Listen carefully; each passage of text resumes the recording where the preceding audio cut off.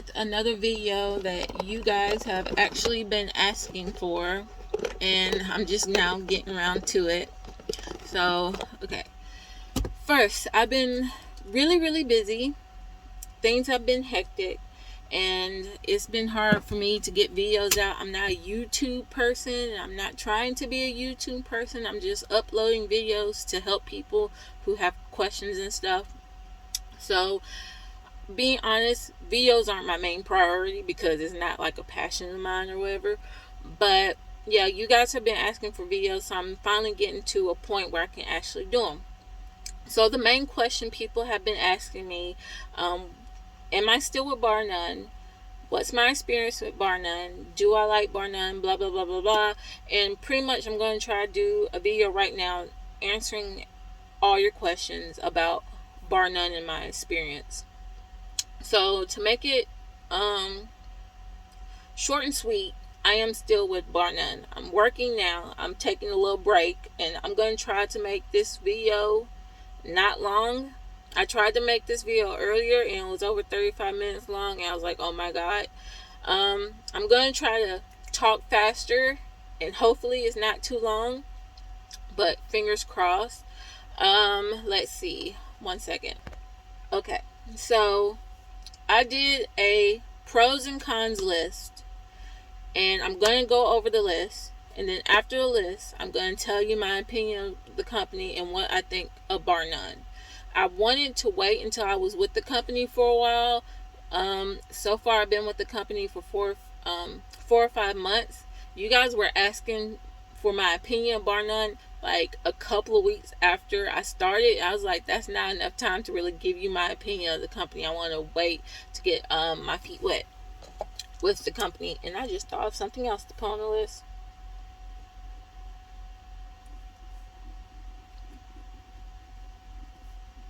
Put that down. Okay, I'm not going to add anything else on the list because this video will be super long. So, okay, I'm going to go ahead and start. I'm going to start with the cons first. So, the first thing on the list for the cons is personal conveyance. The personal conveyance is 30 minutes. Not 30 miles, but 30 minutes. And you really can't do nothing with 30 minutes. I actually had an issue with the planners over personal conveyance. So I had a load. I got it Sunday. I let them know Sunday that I'm going to deliver this early, like 5 or 6 hours early, because I know the place I'm going to and I know they're going to take it early, so I'm going to deliver it early. I got there I think Monday, and then 10-hour break because you're allowed to stay there overnight. They have overnight parking for truckers, so I stayed there overnight, and then it was Tuesday, the next day, when my hours were up, or my reset, my 10-hour break was up. So long story short, they didn't give me another load, and by that time I really wanted to take a shower. I didn't take a shower the day before, and because I was in an area or situation where there was no showers available, so I was like, haven't had a shower the day before. It's been over 10 hours the next day, pretty much. I'm ready for a shower. And by this time, 15 hours have gone by. And I was like, if I don't get a shower, if I don't get a load within an hour, I'm just going to start my clock and drive to the nearest truck stop. The issue was that the truck stop, the closest truck stop with showers, was 33 miles away, a total of 40 minutes. You only get 30 minutes of personal conveyance, so I couldn't use personal conveyance. I would have to use my clock, and I don't play about the shower. And plus, like, it's been, since Sunday what time I'm going to be somewhere to deliver, and then on top of that, it's been 15 hours after I delivered. That's more than enough time for you to get me a load. barr-nunn doesn't like it when you start your clock and you don't have a load, which, if that's the case, you need to give drivers more than 30 minutes of personal conveyance, in my opinion. So I drive to the truck stop because they didn't give me the load. My dispatcher called me saying the planners are upset, blah blah blah. I told her the situation, And I still went to the truck stop. And guess what? By the time I got to the truck stop, that's when they give me a load. And the load has to be picked up within an hour. Like, I got an hour to pick it up. I was like, and the pickup time was, you can pick up Monday at 8 a.m. to Tuesday at 12 p.m. So that means when I got to my location Monday to deliver, they could have gave me that load. I could have went straight there to pick it up and then go straight to the truck stop, had my shower, all would be good. But instead, they didn't give me that load Monday. They waited 15 hours to give me something after I started my clock. And I was like, why not give me that load Monday? I could just went straight and picked it up. I feel like they were kind of trying to be petty, but at the end of the day, it's going to happen again. Like, I'm not going to wait forever in a day when I give you 3 days notice pretty much, because I gave them notice Sunday when and what time I'll be done, and I'm delivering early. So I give you pretty much 2.5 days really, plus 15 hours to figure something out, so I don't have to like drive without load. But really, all that could have been prevented if I had more than 30 minutes of personal conveyance. Like, all that could have been prevented if I had 30 minutes of personal conveyance. 30 miles. 30 miles of personal conveyance instead of 30 minutes. Or, I got a friend, he works for Summit Trucking. I forgot which one, because there's 2 Summit Truckings. There's one with a T and there's one with 2 T's. But he gets 50 miles of personal conveyance. And he'll go to a hotel if he has a large window for his appointment time. He'll go to Walmart. He'll go bowling. And I was like, I can't do nothing with 30 minutes. I can't do nothing. But yeah, that's one of my cons. And I'm going to mark that off to make sure I don't repeat myself. Okay, the second thing that's a con are my flights home. So I'm one of the drivers. Everyone's different. Some drivers can take trucks home. Some drivers take rent-a-cars if they don't live too far. And some drivers fly home. I live over 9 hours away from the closest terminal, and I take flights home. The flights home isn't too bad. The real issue is they give you the worst flight. They don't care about your travel experience, and I get it, but there gotta be something better. Like, they'll pick the cheapest flight. So if there's a flight that is a direct flight, there's no stopping home, and then let's say that flight is $200, and then there's another flight with 3 stops taking you home, and it's $100 less. They don't care that this flight can get you directly home. They're going to pick the cheapest flight, and you'll spend the whole day traveling. The whole day. I remember, because Charlotte, North Carolina is the only place that has direct flights to my city, and I was like, can you get me to Charlotte, North Carolina terminal so I can get a direct flight? Because before, I was going through Pennsylvania, and Pennsylvania flights got 2 stops. So I was like, this is really just draining on me mentally. Like, can you just get me to North Carolina terminal and then give me a direct flight to my hometown? And my dispatcher said she'll try, and they got me to North Carolina terminal, but they still picked the cheapest flight, and my flight was a 2-stop, and I was like, oh my god. And then they don't pick flights that will make sure you get all your stuff with you. Like, for example, I think it's Delta. At this point, I became an expert on the airport system and all the airlines at this point. But pretty much, I want to say Delta or United. I'm pretty sure it's Delta. I can't remember right now. But Delta has basic economy, and with their basic economy, you can't have a carry-on. You can only have a personal item. And I was telling them, and also you can't change it. Like with American, United, all the others, if you have basic economy, if you change your mind and you want to upgrade the flight, like you want to go to first class or you want to add a bag or something, you can do that. But with Delta, you can't. So they gave me a flight on Delta. I didn't qualify for a carry-on. I was like, could y'all at least pick flights where I can bring a carry-on? Because sometimes I want to bring stuff from home. Like I bought some shirts and it couldn't all fit in my personal item. And I was like, I bought some shirts. I brought a blanket because I'm not buying shirts on the road. That's wasting money. I'm not buying blankets when I got stuff at home that I can just put in a suitcase and bring. And I couldn't edit the flight because with Delta you can't. Once you get basic economy, you can't. With American Airlines and all the others with basic economy, you can upgrade the flight and all that stuff. But they really don't take consideration of the driver when they book the flights. At least pick economy. It's $30 more. You have to do basic economy every single time. But yeah, and if you know there's a direct flight, you really can't pay that extra $100 for the direct flight. You really got me going 2-3 stops. It's so mentally draining. It really is. And plus people are crazy on them airlines. But anyway, okay.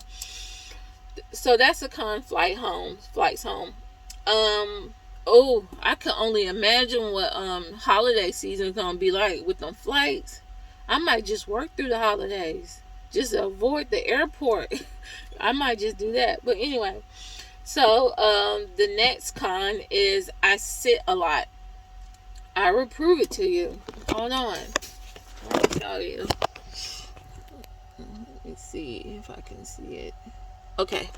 So, it is... What's today? Hold on. Fuck. Let's just say today's Tuesday. I don't know what day it is. Like I said, let's just say, for argument's sake, today's Tuesday. You see... Hold on. Yeah, over here. So Monday, we're just saying today's was Monday, whatever the 20th was. So on the 20th, I was in a sleeper berth, 16 hours and 55 minutes. Going into the 21st, I was still in a sleeper berth for another 10 hours and 32 minutes. So I was in the sleeper berth for almost 27 hours, 28 hours, wherever the math is. I'm too tired to add and subtract. We're just going to say I was in a sleeper berth for 27 hours. That happens a lot. So, the day before that, I finished a load at like 7 o'clock in the morning.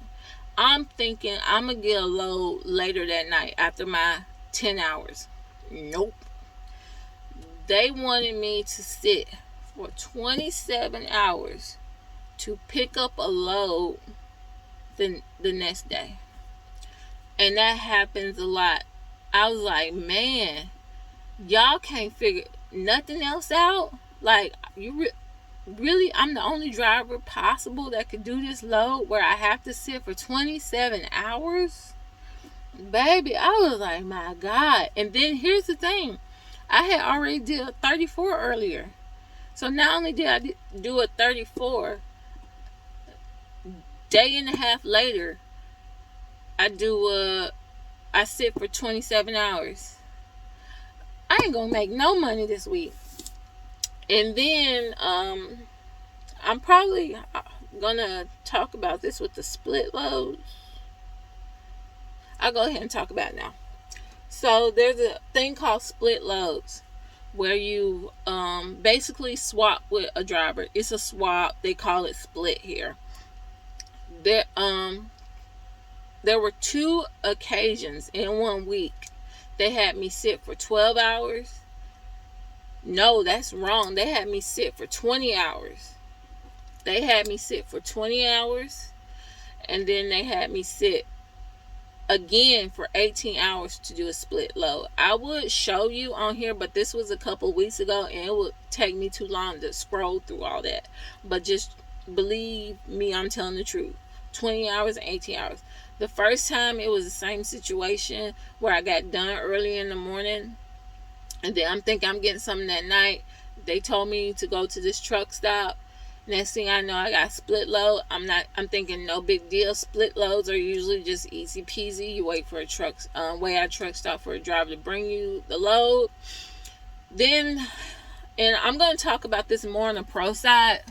You can look and see where the driver is. It's a live feed. I'm looking and I see the driver's in a sleeper berth. I was like, why he's in a sleeper berth? Excuse me. I see that the load don't pick up to 1 a.m. the next day. And mind you, I got done at 7 a.m. The load don't get done to 1 a.m. this next day. So I'm like, my God. Next thing I know, it's been 20 hours. I'm still waiting on the driver to come. And I was like, y'all couldn't figure something else out. Y'all had to make me sit for 20 hours. And then later in the week, it happened again. I did a split load. It was the same situation. I got done, because I'm a nighttime driver, I got done early in the morning, 7, 8 o'clock. I'm thinking they're going to give me some later that night. Split load. I was like, please don't let it be last time where I sat for 20 hours. Sat for 18 hours waiting for that driver. It was the same situation. He was sitting waiting for an appointment time so he can go get the load and then bring it to me. I was like, my goodness, I was sitting a lot that week. My little heart was broke. I was like, I can't do this no more. This sitting is ridiculous. But it did get better. It did get better. It's good weeks, bad weeks. But yeah, that's a con. You do sit a lot. Is it constantly? Is it all the time? No. But it does happen a lot in a week. I noticed that I'll have a good week, the next week be a good week, and then the following week, I'm sitting multiple days in a row. I was like, my goodness. Okay. The next con is, I feel as though when it comes to their cell phone policy, they're hypocrites. Here's the thing. Let me explain something. I don't care about cell phones. I'm not a cell phone person. I don't really talk to nobody. I don't really text nobody. When I'm driving, that my phone is in the phone mount. I don't touch it. I listen to podcasts and I listen to the news. And I do my 11 hours. I don't be on the phone. So I don't really understand people's obsession with the phone. I got a friend who been fired for 2 jobs because he was texting and driving. I was like, baby, is the phone that serious? One of the jobs he had was a really good job. I was like, was it worth it? And all he was doing was being on Facebook. That's it. And posting and stuff. I was like, my goodness. So I don't understand people's things with the phone. One girl, I know, I used to work with her. She got fired because she was FaceTiming all the time on the phone. Girl, she got pulled over by the cops because apparently DOT or whoever, because apparently that's illegal. I didn't even know that was illegal because I see people in cars do it. I don't do it, but I didn't know it was illegal for truck drivers to look at videos or FaceTime. I didn't know that. She got a ticket and everything and got fired. That being said, I don't understand y'all obsession with the phone. Me, I can put it on the phone mount and not touch it for 11 hours. It's not that deep for me. But that being said, barr-nunn's rules and policy with the phone, you can't touch it at all when you're driving. You can't scroll on it. They don't really want you talking on the phone. You can't they even sent a message, even if it's in the phone mount, you can't touch it. They sent that message a couple of days ago, and I might try to find it for y'all. But yeah, but here's the hypocritical part for me. Their dispatchers are allowed to call you while you on the phone, while you're driving. If you don't want people on the phone, don't be calling your drivers while they driving. It don't matter if they have a headset, because you said you don't want people talking on the phone. And I had a situation, and I might explain it later, but it happened my first week with barr-nunn, and some dispatcher was trying to call me, and I told her before I started driving, you can't call me because I'm not going to answer because it's against company policy for me to be on the phone. That I literally got the message in the Qualcomm that says it. She was like, well, you got a headset. I was like, no, I don't. And then she was like, it says it right here in the notes that you have a headset. And I literally said, why are you lying? That's what I said to her. She said, it's in my notes. I see it here. I was like, baby, I have never told nobody that I have a headset. I haven't even told my friends I have a headset. For all they know, I use my hands to talk on the phone. Like, that's not a conversation that I ever have. Like, that's the most random thing ever. My voice is going out. But anyway, that's the most random thing ever. Like, how you gonna tell me I told someone that I have a headset? Who would I tell that to? What? Name me the person who told you that. And I asked her that. Tell me the name of the person I told that to. She ended up hanging up on me. But anyway, the next day, one of the head dispatchers called me, and he was like, we were talking about the situation, which I may go over later. But he went over the situation with me. I'm telling him what happened. He was like, she tried to call you. And I was like, is it not barr-nunn's company policy that I will get fired for being on the phone? Yes or no? He was like, yeah, you're right. Don't answer the phone. Don't answer the phone. Don't do that. I was like, so why are you even bringing that up? I know you see on the screen that I was driving during that time. So why did you even bring that up? He didn't answer me. He was like, you're right. Don't answer the phone. Don't answer the phone. So why are your dispatchers allowed to call me? If you just told me twice that I shouldn't be answering the phone because I can be fired for being on the phone, why are y'all calling me? He still didn't answer that question. I just let it go. But that's why that's a con, because I feel like that's being a hypocrite. I feel like I sound country. Sometimes I can hear myself talking. I'll be like, oh my goodness, I sound so country. But yeah. So yeah, that's my opinion. Like, if you don't want me being on the phone, don't call me while I'm driving. And then don't get mad when I don't answer. I still ain't gonna answer because you're not gonna trick me. Nope. But I do have a headset, but it don't work. It won't charge no more, and it drops calls on people. So, oh well. Okay. The next con is they don't reimburse you for parking. Okay, so this has to do with the split load situation. So the only time this is an issue is when it's the split load. So like I said, they don't reimburse you. But when you do a split load, you gotta meet someone at a truck stop. They will send you to truck stops that are paid for parking only, but they don't reimburse you for going there. Like, why are you sending me there? So yeah, like there was a time where they sent us to the TA in Baltimore, and that's paid for parking, and I'm like, why are you sending me there? But like I said, I'm gonna talk about this more on the pro side. But I could see where the driver was. He wasn't going to the TA because he wasn't paying for parking. Keep in mind, we got sit. The last couple times I did a split load, I sat for 20 hours and 18 hours on both occasions. So he was there for a while at the rest area. So he wasn't going to be there for a while at the truck stop where you have to pay. I think after 2 or 3 hours you have to pay for parking. So he was like, I'm staying at the rest area. I saw him at the rest area on the app or on the website, and I was told the dispatcher, tell him to stay there. Tell him don't move. I'm coming to meet him there. So we did the switch at the rest area. And there was another occasion where they wanted me to go somewhere and it was paid for parking, and I saw a pilot. No, it was a Circle K down the road, like a few hundred feet away.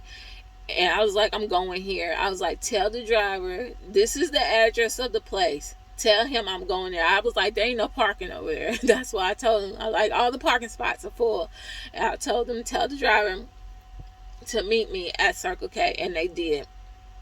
So that's kind of how I work around that. But like, why are you sending me places where you don't reimburse me for going there? Because I'm already sitting 20 hours, 18 hours. I'm not making no money by sitting. On top of that, I'm going to lose even more money paying for parking. I'm not doing that. I don't pay for parking. I don't know about y'all. There are so many free parking spot options. There's so many mom and pop places. I remember I went to Love's. I could see when I was on the off ramp, it was packed. But I can also see a mom and pop literally across the street. I went there. There was like 50 spots open for the mom and pop. Why not go there? Quit giving people money. Well, Love's don't charge no way, but you get what I'm talking about. I'm rambling now. Sorry. Okay, so the next con is they really don't want you idling, but they don't have no AC, so you don't have to idle. That's a con. It's from 65 degrees plus you can idle, 35 degrees and negative, however you want to say it, you can idle. They got a bunker heater, which is fine. It works really good, but they don't have no AC for when the truck is off. So you have to idle to have AC, if you get what I'm saying. I'm not good at explaining things. But if you want AC, you need to idle the truck. That's the only way you can get AC. But they will send you messages like you idling, blah, blah, blah. And I'm like, well, if you don't want me idling, why don't you give me that? I forgot what it's called. Don't judge me. Why don't you give me that thing that they put in the back so I can have AC when the truck is off? Because I'll leave the truck off if I have that.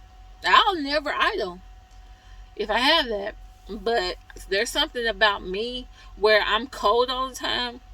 But when I sleep, I need it to be cold. And I kid you not, last night I got a message saying I was idling a lot, and usually I don't care. I'm gonna do what I want, be comfortable.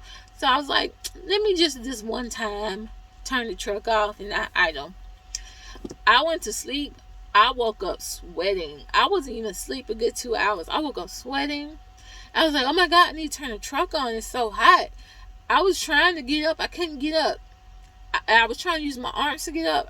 I couldn't get up. Realized that my arms were in my shirt. I was trying to take my clothes off while I was asleep because I was that hot. So I'm like, nope, I'm idling this truck. I do not care. I don't care. Send as many messages you want. But that's annoying. Like, you have to idle for the AC, but they complain. Well, not complain. They send those messages. And I'm like, if you don't want me to idle, give me the tools I need to not to idle. Okay. So the next con was the next con is they don't have the greatest planners.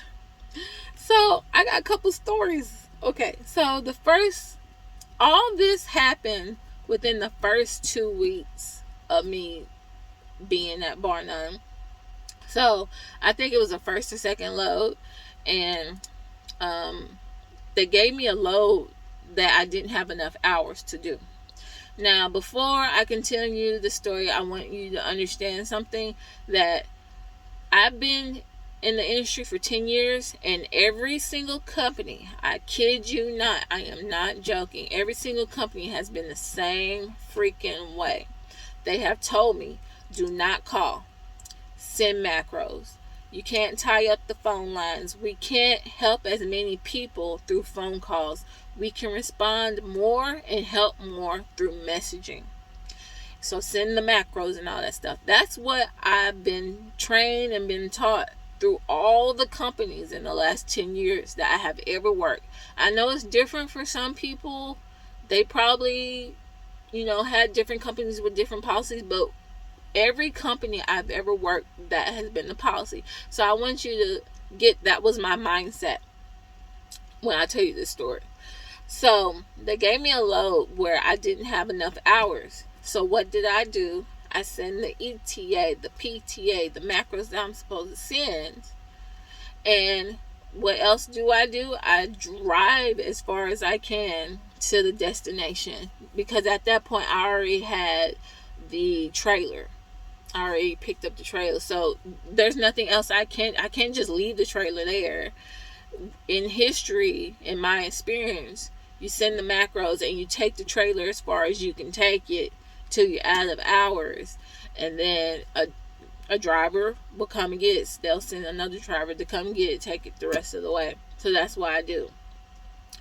And basically, they blamed me for the load being late because I didn't call them and tell them. So I would tell them, like, I sent the macros.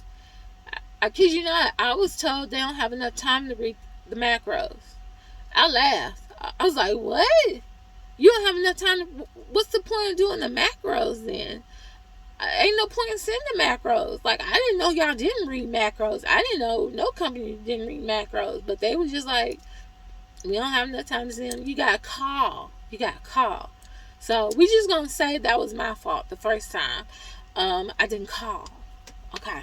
So that was my fault. The load was late, even though I already had it. And even though they sent it to me without me having enough hours in the first place. And technically, I shouldn't have been sent the load in the first place. But it was my fault, even though I sent the macros.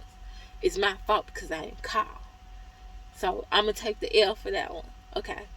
But guess what? It happens 4 more times. It happens 4 more times that within the first 2 weeks, if I'm remembering correctly, that I got sent loads that were late. And guess what they told me to do? Drive it as far as you can to a truck stop, let us know, and we'll have a driver come get it. In my head, I was like, why was it a big deal the first time? Because you got me doing the same thing these 3 other times that I did the first time. I got the load and I drove it as fast as I could. I was like, okay. Wasn't nothing different other than a phone call. Like, the situation was still the same. The outcome was still the same. Only different is what? 1 out of the 4 times a phone call happened. A phone call didn't happen. But okay. Still gonna do this phone call. So it happens again. They give me a load that I didn't have enough hours for. And by that time, I was petty. I was mad. I was still mad at the first time. But I had 4 hours on my clock and I needed to take a 34. I was not getting no hours back. They send me a load.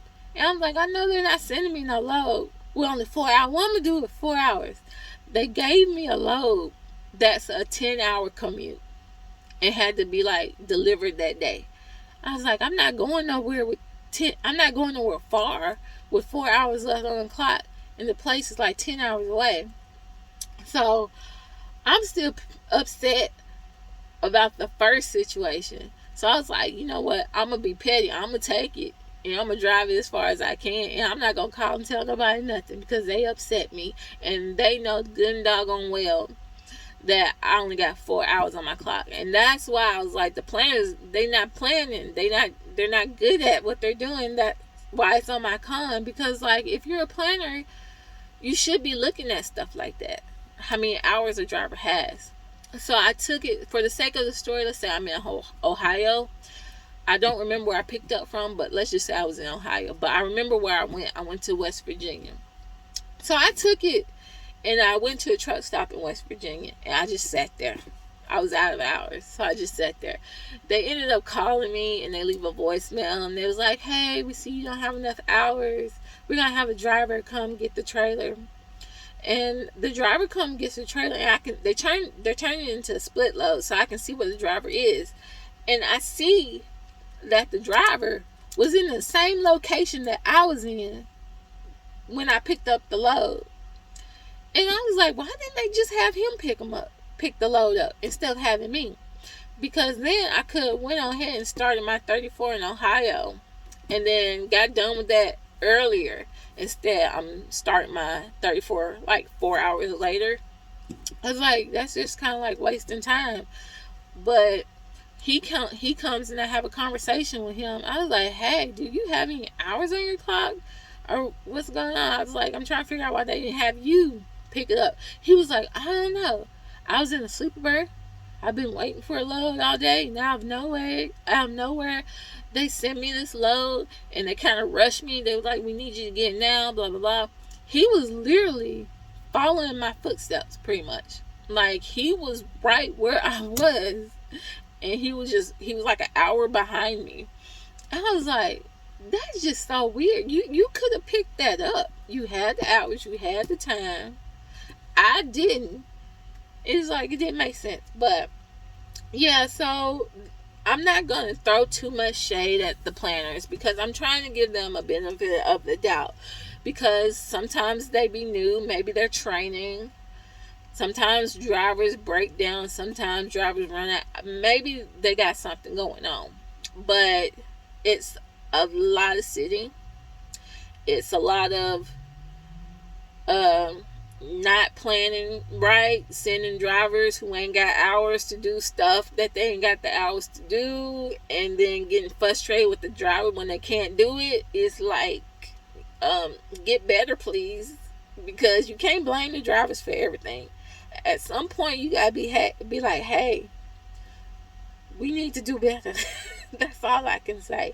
But there was a lot that went on where I was like, these planners, baby, help them, please. But yeah, so that was a con. My last con that I can think of is the camera.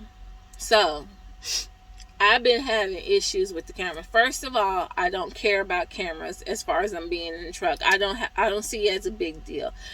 It can be an inward facing camera or whatever. I don't care. I don't be doing nothing where I care. I know a lot of drivers feel a certain way about cameras. Me, I don't care. I don't care. A camera can be in here. I don't care. But they don't have an inward facing camera. Technically they do, but it got duct tape on it. My nose sniffling. Okay, I blew my nose. Like I was saying, the camera can look out this window. It can look out the passenger window, and it can look out the front. As far as me, it can't see me. It can see my steering wheel though, and can see if both hands are on the wheel. But it can't see my face and stuff. That's not a big deal. It's the freaking alerts that go off and their point system where it's like, it's getting on my nerves. I had safety call me twice about that thing. I was like, at this point, I don't care. You ain't got to call me no more, because at the end of the day, no matter what you tell me, I don't care. So the only issue I had with the camera was the following distance. And I've never had issue with following distance with none of the companies I worked with for the last 10 years. But at barr-nunn, you don't drive how you think is safe, even though you got experience. You drive how they want you to drive, because I guess they know it all. I guess, I don't know. But when it only happens this way, when the alert goes off on me. When I'm in the right lane and there's a car in front of me going slow, I'll turn on my signal light to go around them. Whoever's watching this, once you turn on that signal light, I guess that means people are supposed to speed up. I guess that's what they think in their head. They're supposed to speed up. So whenever I turn on the signal light, the person on the left lane in the back be going like, it'll be 65. They'll be going like 60. But soon as I turn on that signal light, they zoom past me, because God forbid I get in front of them for the 10 seconds to go around this person. So I'll be like, go ahead, just go around. And I'm waiting for them to pass. They pass. I get in the left lane. As soon as I get in the left lane, they slow down. And I'm like, and then the camera goes off. So when the camera goes off, it don't matter who calls the alert. It don't matter that person slowed down and caused that falling distance to decrease. It's still going to go off, and it's still going to count against you. And I was like, I didn't even do it. They slowed down. All I can do is hit the brakes.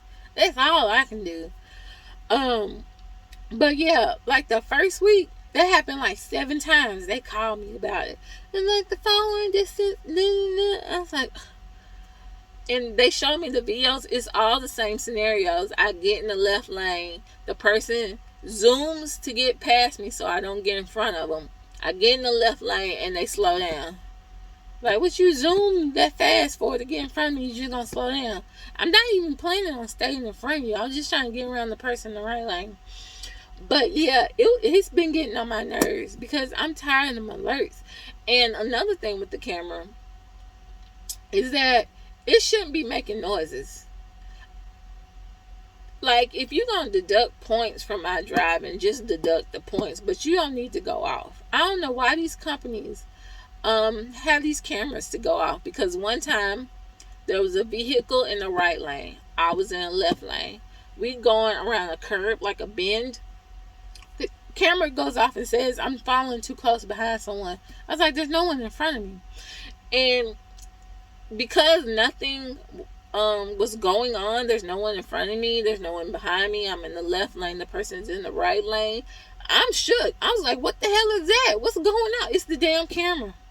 Because that little bend made the camera think that a truck was right in front of me when it wasn't. And I was like, that's dangerous in my opinion, because that took my focus off the road. I'm like, what the hell is all that noise? But yeah.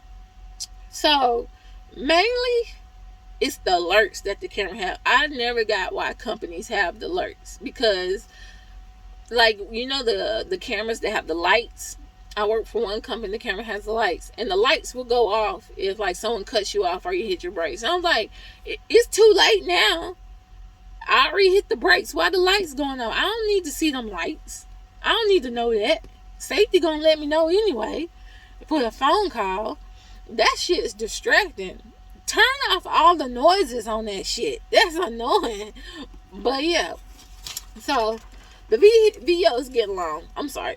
But I'm going to go on the pro side and do this as quick as possible, because I got to start driving soon. And I'm losing my voice. I'm not a talkative person. I don't talk a lot. I don't talk to people a lot. So when I speak a lot, my voice gets hoarse because my vocal cords aren't used to that much action, you know.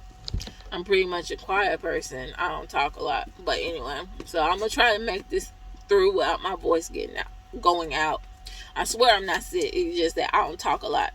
And my vocal cords are getting a workout right now. So y'all better subscribe to my video because I'm losing my voice to do this doggone video.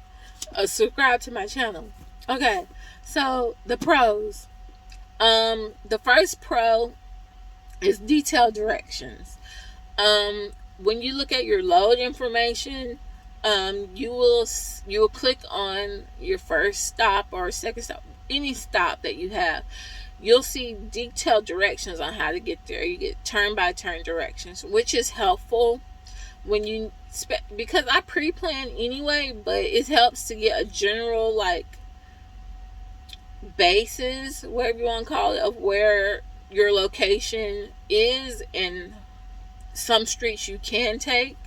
If that makes sense. I'm not good at explaining stuff. Sometimes it'll be like the quickest way. I'll pre-plan and I'll look at their direction. I'll be like, oh, their way is quicker. And sometimes it's like, oh, my way is quicker. But it's good to have a general, you know, however you say it, idea of how to get there, if that makes sense. I don't know. They give you good turn-by-turn directions, basically. The second pro is that their website, most companies, they'll have like the Qualcomm, and then they'll have an app. barr-nunn doesn't have an app. They have a website, and on their website you can locate trailers on their website. It's a satellite image. You can see yourself on there, and at the warehouse, the shipping, receiving, wherever, you can see all the barr-nunn trailers on the property, which helps so much. A lot of cases, barr-nunn will let you know the trailer that you're picking up, like the load trailer. So their trailers have a scale built into them, so you can see where the loaded trailers are, which are in red, and you can see where the empty trailers are, which are in green. So let's say you're in a situation where they give you the trailer number, You check in, and let's say it's a big place, and they give you a map and all these crazy instructions, and you're trying to remember the instructions to find your loading, and you're like, oh wait, I can just click on here. It says trailers at this location. That's what it says. You can click on that. You can see where your loaded trailer is at. So you don't have to try to remember the instructions too much. You just have to, remember where the check-in is or whatever. But you'll know exactly where your loaded trailer is. And then also, like, I believe I was in Pennsylvania. I was at a Home Depot, and their main building is where they keep the loadeds, and they got 4 locations where they keep their empties, and they're all like 2 miles away or farther. So I asked them, like, yo, where's my empty gun? They gave me a list of addresses to go to, and I was like, which address is where my empty is? And they were like, it can be anywhere. We don't have specific places where we put these empties. Just wherever there's available spot, the yard driver takes them. And I was like, oh my goodness, this is gonna be all day. I'm gonna be driving through the city. I had like 2 hours left on my clock. I was like, I ain't got time for this. So I was in the process of planning how I'm gonna get to these places, which is the best, easiest, quickest way to knock each one out. And then I remembered trailers at these locations. So I click on it. Even though it was like 2-3 miles away, all the places in different areas in the vicinity, or whatever you want to call it, it still was able to show me where the trailers are near me. So I could see that all the barr-nunn trailers was like north, and I was gonna start like south and like go like counterclockwise, but it saved me so much time because I was able to see where the empties are, and I didn't have to drive all over the doggone city looking for empties at these drop lots. And yeah, so that's helpful. It makes things quicker to get in and out of these places sometimes, so that's a plus. Since I'm speaking on trailers, another pro is that the trailers are in good condition. I have not had any issues with any of this trailer. I've been with this company 4 or 5 months. I have not had any issues with any of these trailers at all since I've been here. The landing gears go up and down like butter. I swear, I'm not joking. I never had that happen for any company I ever worked for. There was at least one trailer that gave me a problem. None of the trailers. I feel like a lot of barr-nunn drivers have common sense. A lot of times I go and get these trailers, they're lifted up. The legs are lifted. You know how you lift up the leg, leave the legs lifted up a little bit? That way when you hook up to it, the trailer lifts. That's why you're not struggling. A lot of drivers do that. And I was like, that's shocking. Usually I'm struggling because someone lifted the trailer all the way up. And also the lights are always working. They're not, the trailers aren't damaged. The tires are good. You can tell that these barr-nunn drivers are doing proper pre-trips and post-trips, and they are bringing these trailers in to get inspected and worked on if they find damage. That's the only way you can explain that these trailers are in such good condition, because it has to be the drivers actually doing their job to make sure maintenance is fixing these trailers, and the maintenance are actually working on the trailers when they need fixed. So that's a plus. I never had a company where the trailers were that good, because that was shocking to me. I was like, crap, I just realized that not too long ago because I saw a guy struggling with his trailer. I was like, you know what, it's about 4 or 5 months I ain't had no issues with these trailers. Okay, so another pro, the loaded, you get paid the same for loaded and empty miles, which I like that. For example, when I worked for USA, matter of fact, I think they paid you like half of what you make per cent per mile when they have you bobtail or deadhead or whatever. And I always thought that was some BS. I worked for several companies that would do that in the past, and I was like, it's not my fault that you can't plan me or find a load that's close to where I'm at, to where I have to bobtail for 500 miles or whatever. It's not my fault that you got me doing that. Why are you penalizing me by paying me less because I'm running empty? It's your job to make sure I get the loads so I don't have to do that. If that makes sense. Like, you punishing me. But with barr-nunn, like one time they had me drive empty about 400 miles. I didn't care because I was still getting paid the same. So they can have me go wherever, whichever, however. I'm getting paid the same, so you don't hear me complaining. So I think that's a plus. The trucks are in good condition, so I give a thumbs up to the mechanics, because when I got this truck, it had almost 500,000 miles on it. And when I got in the truck, I got some Clorox wipes and cleaning supplies. I started wiping stuff down and it wasn't dirty. And I was like, dang, they really cleaned this truck. I never had that experience before where I didn't have to like deep clean a truck before. And also, this truck, it drives like it's new. So they really did a good job refurbishing this truck. My voice is really giving out. That's why I'm stuttering and stuff. But anyway, that's why I sound crazy. But yeah, they really did a good job refurbishing this truck. Not only doing that, but cleaning it, make sure it's clean and stuff. But yeah, it runs like it's brand new. So it doesn't feel like it's, what, I think it's like 4 or 5 years old. But yeah, I think that's a plus. Check that off. We're almost done. Hang on with me. I'm sorry. I don't like to edit. So I don't want to do a whole bunch of videos in 2 parts and stuff and all that crap. I just want to do this in one video and get it done with, because I'm tired of y'all asking me to do another video. But anyway, supplies. So barr-nunn will make sure you have everything that you need to get started. They gave me a CB, microwave, TV, refrigerator. They gave me cups, plates, bowls, cutlery. They gave me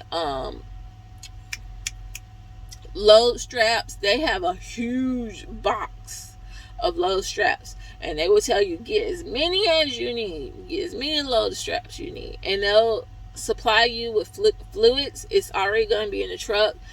They gave me 6 big ass jugs of oil, and I needed it because I used it today. I used all them jugs of oil. I was like, oh my god, I must have really been running to run out of oil like that.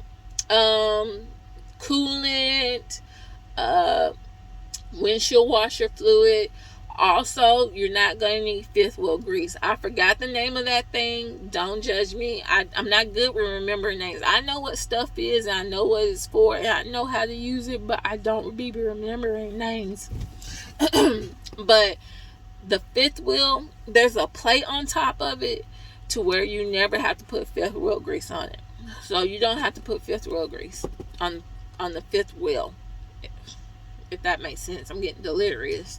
But they do give you this spray. It's like in an aerosol can, and you just spray the hinges of the fifth wheel. That's it. But they give you 2 of those. But yeah, you don't need fifth wheel grease. And yeah, pretty much when I came to barr-nunn, I just brought my suitcase with clothes and toiletries and my own toolkit. Can't speak. It must be time for me to take a break. But anyway, but yeah, I pretty much didn't need to bring much because they gave me everything I needed, to be honest. I brought my own RAM McNally. I don't really use GPSs anymore. I pretty much use maps. But other than that, yeah, I brought a small suitcase, clothes, toiletries, and a toolkit, and they gave me everything else that I need. So yeah, that's a plus. So give me the supplies, the tools you need for work is a plus. Also, you get paid to clean dirty trailers. They call it dunnage, something with a D. I never heard of that word before. Dunnage or drunnage, whatever you call it. Basically, it means a dirty trailer. So if you, barr-nunn has a policy with all their companies that they have to make sure that the trailers are cleaned out before they give it to the driver. If you ever get a trailer that's not clean and you have to clean it, you get paid $105 to clean it. So you just take a picture of the trailer, and there's a macro for it. It's called drunnage or dunnage, whatever you call it, and you just hit it, and then you have a little comment section, and it'll say, is trailer dirty? You hit yes, and say what location you're at. You put in the location, and then you put what's the issue. You put like, trailer is dirty, I had to clean it out. No, trailer is dirty, and then it'll be like, how did you resolve the issue? I cleaned out the trailer. And then you hit submit. Depending on the situation, they may ask you for the pictures later on. They haven't asked me so far, because it's only been one place, and that's Home Depot. They don't clean out the freaking trailers, and I think because it's always a Home Depot, they don't ask for the pictures. I think they know Home Depot be on some crap. But yeah, after you hit submit, like a couple hours later, they let you know if it's approved or not, and you get $105 on your check. So I think that's good, because there have been so many times I had to clean out trailers, them balloons, them pallets. It's ridiculous. And I'm like, why did y'all trash the trailer like that? And y'all have trash cans in the warehouse. Why would you just leave all that trash there? And you want me to clean it out before I bring it to you, but you can't clean it out before you give it back to me? Never understood that. And I always been like, I should get paid for this. But barr-nunn actually pays you for that. Again, barr-nunn has this agreement with their contracts that they have to clean the trailers before they give it to us. And it's only happened with this one particular Home Depot. Not all Home Depots. It's just this one particular Home Depot in New Jersey. And they don't ever clean up out them doggone trailers. They be having balloons, pallets, woods, all that stuff. I be getting mad. Even though I get paid for it to clean it. But I be getting mad because sometimes it's always when I'm just ready to go and park. And I'm like, I don't feel like cleaning out this trailer. But okay. So that's a plus. You get paid to clean out the trailers. Another thing I like, this is the last thing, and then I'll be done, is the home time. So, I don't know how y'all do it. It's just me, but I know people who do a 34 at home, do 2 days at home. That's not enough for me. I need multiple days at home because I want to enjoy my home time. I work hard throughout the week or the work period. I want multiple days to enjoy, because usually, like, on the first day I'm resting, part of the second day I'm resting, and then I'm going to doctor's appointments, running errands, and all that stuff. I really don't have time to enjoy it. Even when I was local and had Saturday and Sunday off, like the first day I rest, Sunday run errands, and like I didn't enjoy nothing. I wasn't able to live life because I was doing stuff. I wasn't able to go out, get my hair done, get my nails done, and all that stuff. But with barr-nunn, the longer you stay out, the more days you can go home. So for me, I take 10 days off or 14 days off, and I love it. It's almost like a vacation, really, because don't people usually take 2 weeks off for a vacation? So pretty much every time I go home, it's almost like a vacation because all those days off. So the first couple of days, I'm doing what I gotta do, rest a little bit, and then after that, I just kind of chill. I'll go out, travel a little bit, enjoy my time, enjoy the time off. But I'd rather have it like that. Don't judge me, but back in the day, I used to work for Swift. They only let you have 3 days off. I remember one time I was on the road for a month and a half. I thought I was going to get at least 6 days off. They was like, no, if you take more than 3 days off, we got to get someone else your truck. I was like, my goodness. And I worked for multiple companies like that. It didn't matter how much you work.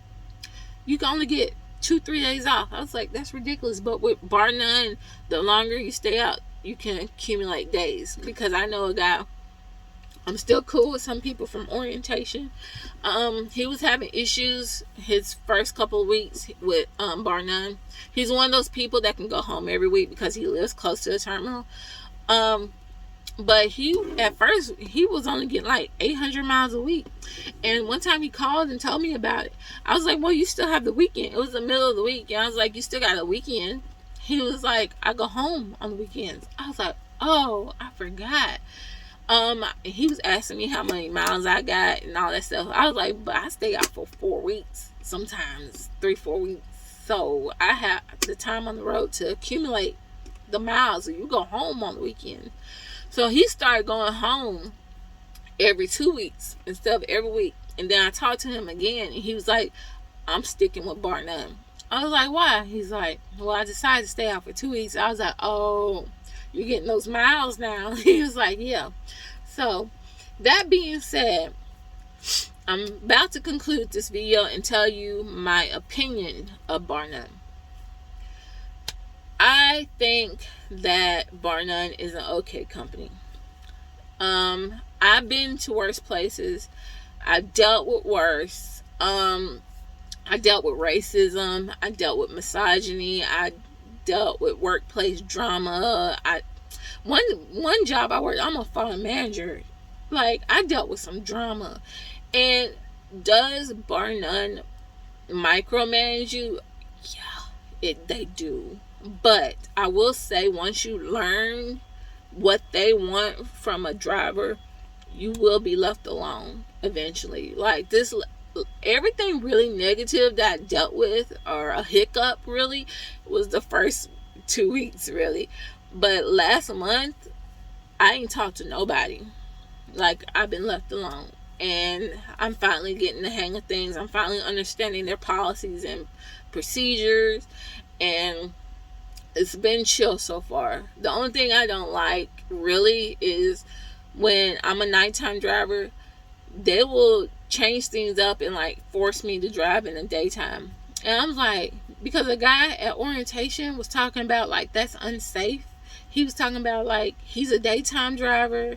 He doesn't want barr-nunn changing his sleep patterns because you drive day one day and then you change and make me drive at night. I didn't really understand that or really pay attention until it happened to me. I was like, I've been driving at night for a month, and then they changed it up and had me driving in the daytime. I had to change my sleep pattern. I feel like that's unsafe, because not too long after that, they gave me another nighttime load. And I was like, bruh, I just got used back to doing days. Now I gotta change my sleep pattern again. That's the only time I really be irritated, to be honest. I'm like, yeah, I know appointment times and stuff happens and things change. I get that. Like, I'm not complaining, but at the same time, I be like, damn, that's annoying. Change my sleep pattern again. But other than that, like I said, I got used to the company, and right now I'm just thinking about my goals.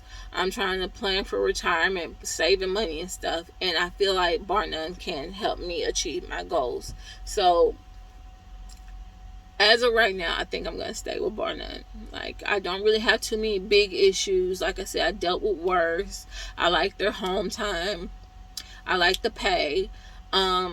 As far as the pay, if y'all want me to do a video about my pay, I will do a video about it. If, like I said, I'm not a YouTube person or whatever, I don't really edit. I really don't know how. But if I can figure out how to upload my pay stubs, I will. So people were asking me how much I make. And obviously OTR, it varies. But I will tell you the most amount of money I made. After taxes, I made $2,200 after taxes. And I made that multiple times. I made paychecks where it was $1,500, $1,600, $1,700, $1,800, $1,900 after taxes. I have made that. There's been some weeks where I think the least amount of money I made so far with barr-nunn is $1,300 after taxes, because the sitting, I forgot to mention, like, when you do sit a lot, if it's something less than, I think, 300 miles, I think they give you $25 or something. something like that. So they kind of reimburse you for it.